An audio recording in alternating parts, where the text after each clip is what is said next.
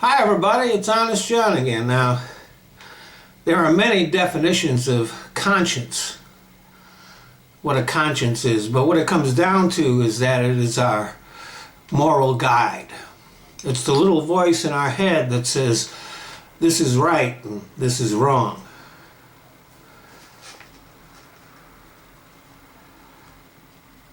Empathy is an important component of having a conscience. We have to feel what others feel and not want to make them feel bad. Not everybody has a conscience. Psychopaths, for example, are known to have no moral compunctions at all. They see other people as objects to be used and discarded. They completely disregard rules, regulations, and laws. They see them as something to be gotten around rather than observed. One of the problems psychologists have in treating psychopaths is that they don't think there's anything wrong with them and have no motivation to change. Only if a psychopath gets in so much trouble that their lives are pretty much in ruins do they have any motivation.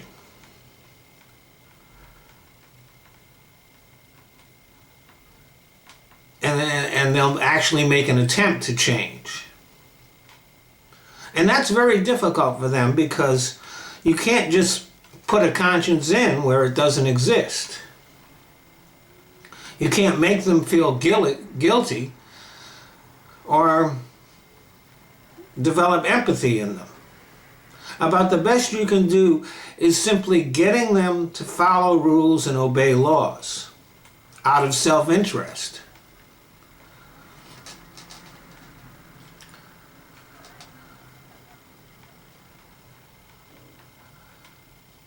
Like I said, empathy is an important component of a conscience.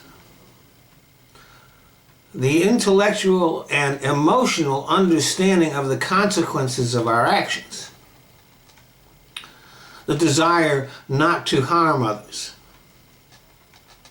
Now, it's a matter of debate whether we are born with a conscience or whether it is a result of how we are nurtured. The fact that a family may produce several normal people and then one or more psychopaths makes the question almost impossible to completely resolve. But it is true that someone brought up in a conflicted, abusive environment, that this will impede the development of a conscience in them. For example, if somebody is brought up by gang members, all their role models are gang members, they may develop a code of behavior, but the code of behavior usually has nothing to do with morals or ethics. It'll be something like, don't snitch. Lawyers and businessmen seem to be able to compartmentalize their conscience, where in their work life they focus on, for example, the law, but not everything that's lawful is moral or harmless. But then in their personal lives, they lead fairly ethical, moral lives.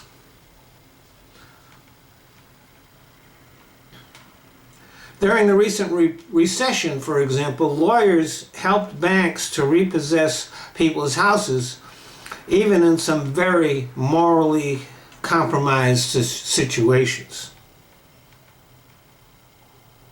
Another impediment to the development of a conscience can be religious indoctrination. One of the quirks of religion is that it assigns a moral imperative to things that really are just morally neutral. What we eat, what we wear, growing a beard, covering one's face, circumcision. And this can create a sense of moral confusion. And then there are those things which are clearly evil, but are regarded by the religion as pious and moral imperatives. Now, most religious people are able to separate out those things, to separate the wheat from the chaff, if I may use the Bible as a quote. And they use their religion actually as an adjunct to their conscience. They want to give to the poor or console those who are suffering. But among religious extremists, the highest form of piety is often to do acts that are evil. Mass murder, genocide, terrorism.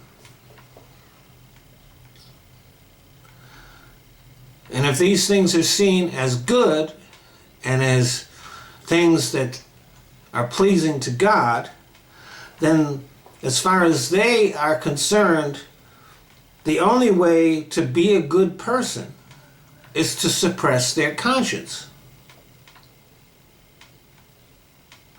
So when somebody says that their conscience is clear, first you have to figure out whether they even have one.